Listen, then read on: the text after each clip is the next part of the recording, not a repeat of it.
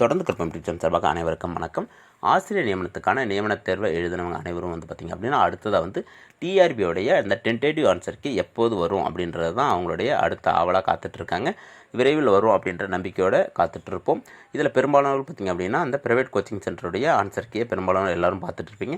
இதில் ஒரு சிலர் பார்த்திங்க அப்படின்னா திருப்திகரமாக எழுதியிருப்பீங்க, ஒரு சிலர் இடைப்பட்ட அந்த நிலையில் இருப்பீங்க. அதாவது நமக்கு அந்த கட் ஆஃப்குள்ளே வருவோமா வராது மாட்டோமா அப்படின்ற ஒரு நிலையில் இருப்பீங்க. அடுத்தது பார்த்திங்கன்னா ஒரு சிலர் அந்த அளவுக்கு எழுதியிருக்க மாட்டீங்க. இந்த மாதிரி கேட்டகரியில் தான் இருப்பீங்க. நான் பொதுவாக சொல்கிற விஷயம் என்ன அப்படின்னு பார்த்திங்க அப்படின்னா, நாம் அடுத்த நிலைக்கு போகணும் அப்படின்னா தொடர்ந்து படிச்சுட்டே இருக்கணும். இதில் அதாவது திருப்திகரமாக எழுதினவங்களாக இருந்தாலும் சரி, அதாவது சரியாக எழுதாதவங்களாக இருந்தாலும் சரி, அடுத்த கட்ட நிலைக்கு நம்ம போகணும் அப்படின்னா தொடர்ந்து படிச்சுட்டே தான் இருக்கணும். ஏன்னா பார்த்திங்க அப்படின்னா நமக்கு அடுத்ததாக இருக்கிற ஒரே ஒரு வாய்ப்பு நமக்கு பிஜிடிஆர்பி மட்டும்தான். 2024 ஆனுவல் பிளானில் வேறு எதுவுமே இல்லை. நீங்கள் எல்லாருமே பார்த்துருப்பீங்க. அதனால் நம்ம தொடர்ந்து படிச்சுட்டே தான் இருக்கணும். வேறு வழியே இல்லை நமக்கு.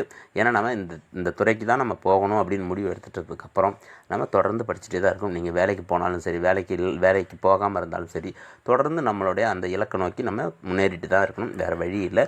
நமக்கு பிஜிடிஆர்பி எப்போ வரும், பொறுமையாக தான் வரும் அப்படின்றது நினைக்கலாம். இல்லை பிஜிடிஆர்பிக்கு வேக்கன்சி ரொம்ப ரொம்ப குறைவாக இருக்குது அப்படின்ற மாதிரி நீங்கள் என்னெல்லாம் கண்டிப்பாக பார்த்திங்க அப்படின்னா அந்த வேக்கன்சி பற்றியோ அல்லது பிஜிடிஆர்பி லேட்டாக தான் வரும் அப்படின்ற நம்பிக்கையில் இருக்க வேணாம். ஏன்னா நம்ம பிஜிடிஆர்பிக்கு சாதாரண விஷயம் கிடையாது. நாம் கூடுதல் சுமை இப்போ நமக்கு ஏறி இருக்கிறது நமக்கு நல்லாவே தெரியும். நம்ம முதல்ல தமிழ் எலிஜிபிலிட்டி டெஸ்ட்டு, அதில் நம்ம 30 மதிப்பெண் எடுத்தாகணும். அதுக்கு நம்ம 10வது தமிழ் புத்தகத்தை படித்தாகணும் ஃபஸ்ட்டு. அடுத்தது பார்த்திங்க அப்படின்னா சைக்காலஜி 30 மார்க், அதுக்கு 10 யூனிட் இருக்குது. தமிழுக்கு 9 இருக்குது 10வதுல. அடுத்ததாக பார்த்திங்க அப்படின்னா நமக்கு ஜிகேவுக்கு 10 யூனிட் இருக்குது, அதில் 10 மார்க் இருக்குது. அடுத்ததாக பார்த்திங்கன்னா நம்மளுடைய சப்ஜெக்டில் 150 மார்க் இருக்குது. இவ்வளோ விஷயத்தையும் நம்ம படிக்கணும். நீங்கள் அடுத்ததாக பரீட்சை எப்போ வச்சாலும் இன்னிலேருந்து நீங்கள் படிக்க ஆரம்பித்தா மட்டுமே நீங்கள் அடுத்த பிஜிடிஆர்பி நம்மளால் கிளியர் பண்ண முடியும். ஏன்னா நிறைய பேர் இன்றைக்கே நிறைய பேர் பார்த்திங்க அப்படின்னா பிஜிடிஆர்பி கோச்சிங் கிளாஸ்லாம் போய் முடிச்சிட்டாங்க. அதனால் அவங்களாம் ஏற்கனவே போட்டியில் இருக்கிறாங்க. இன்னும் படிக்காதவங்க பார்த்திங்க அப்படின்னா நம்ம இன்னும் போட்டிக்குள்ளே போகலை. அதனால் தேர்வு எழுதின அனைவரும் பார்த்திங்க அப்படின்னா, ஏன்னா எல்லாமே அவங்களுடைய பாடத்தை ஓரளவுக்கு பேசிக்காக எல்லாமே படிச்சுட்ருப்போம். அடுத்ததான் நம்ம பிஜிடிஆர்பி படிக்கணும் அப்படின்றது நமக்கு சுலபமான விஷயந்தான். ரொம்ப அந்த அளவுக்கு நமக்கு கடினமாக இருக்காது. ஏன்னா நம்ம அடிப்படை விஷயங்கள் எல்லாத்தையுமே நம்ம தெரிஞ்சிட்டோம்.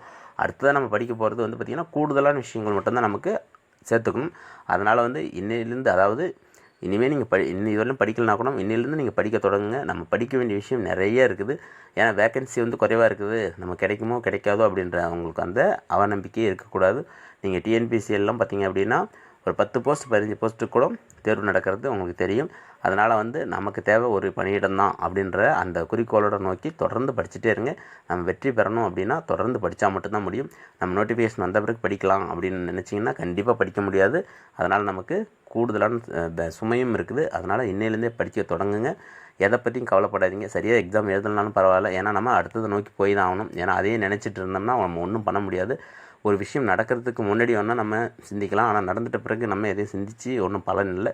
அதனால் யூஜிடிஆர்பி எழுதி வெற்றி அடைஞ்சாலும் சரி, தோல்வி அடைஞ்சாலும் சரி, தொடர்ந்து படிச்சுட்டே இருங்க. ஏன்னா அடுத்த கட்டத்தை நம்ம போகணுன்னா நமக்கு ஒரே ஒரு வாய்ப்பு பிஜிடிஆர்பி மட்டும்தான். அதனால் தொடர்ந்து படிங்க. நன்றி.